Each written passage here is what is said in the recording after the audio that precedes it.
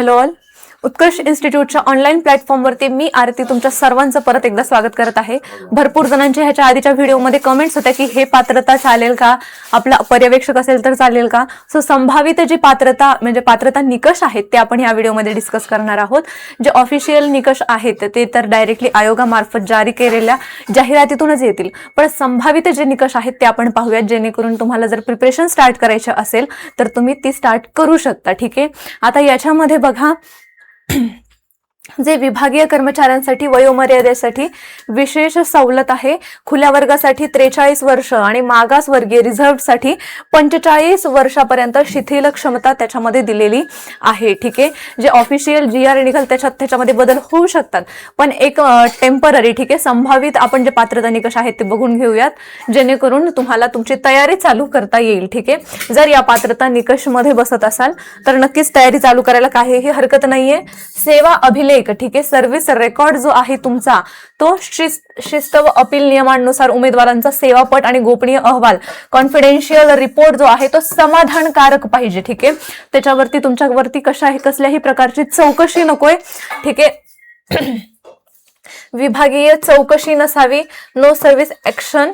ठीक आहे. No serious action on service. ठीक आहे. त्याचप्रमाणे कोणती पण पेंडिंग इन्क्वायरी तुमच्यावरती नसावी. उमेदवार कोणतीही गंभीर शिस्तभंगाची कारवाई झालेली नसावी, तसेच कोणतीही विभागीय चौकशी त्यांच्यावरती प्रलंबित नसावी. ठीक आहे.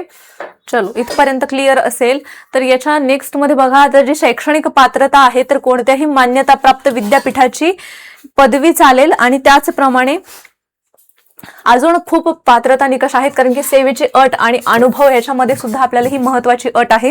कारण की राज्यसेवेमार्फत भरलं जाणारं जरी हे ग्रुप बीचं पद असेल तरी पण याची जी रिक्रुटमेंट आहे ती ऑलरेडी कार्यरत असलेल्या लोकांसाठी आहे. सो त्याच्यामुळे डायरेक्टली ह्याच्यामध्ये एक एक्झाम होईल.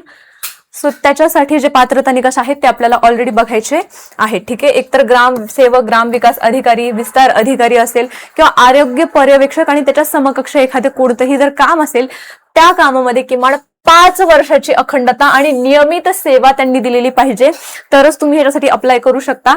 महाराष्ट्र शासनाच्या ग्रामविकास विभागाच्या जिल्हा परिषदेच्या आस्थापनेवरती गट क म्हणून नियमित कर्मचारी असावेत. ठीक आहे. जे गट क ची पद असेल तुमच्याकडं त्याच्यामध्ये तुम्ही नियमित कार्यकाळ तुमचा असायला पाहिजे आणि किमान 5 वर्षाची तरी तुम्ही त्याच्यामध्ये सेवा दिलेली पाहिजे. ठीक आहे. तर तुम्ही ह्या असिस्टंट BDO साठी अप्लाय करू शकता. हे आपण संभावित निकष पाहिलेत, निकष असेच असू शकतात. ठीक आहे. पण ऑफिशियल माहिती आल्यावरतीच आपल्याला त्याच्याबद्दल जी काही माहिती आहे ती कळेल.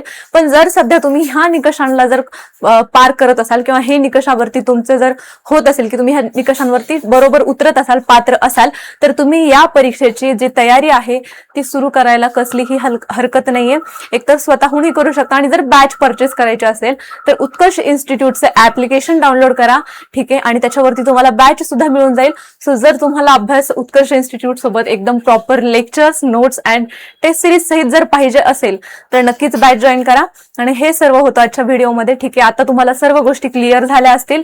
राजपत्र हे जारी झालेले, संपूर्ण जी प्रोसेस आहे ती पूर्ण झालेली आहे. लवकरच राजपत्र सुद्धा जारी होईल आणि ऍडव्हर्टाईज सुद्धा येईल. ठीक आहे. अशी अपेक्षा करूयात. आणि आता सध्या तयारीला लागायचं आहे सर्वांनी. ठीक आहे. चलो, थँक्यू सो मच. आजच्या व्हिडिओसाठी एवढंच होतं. Thank you so much.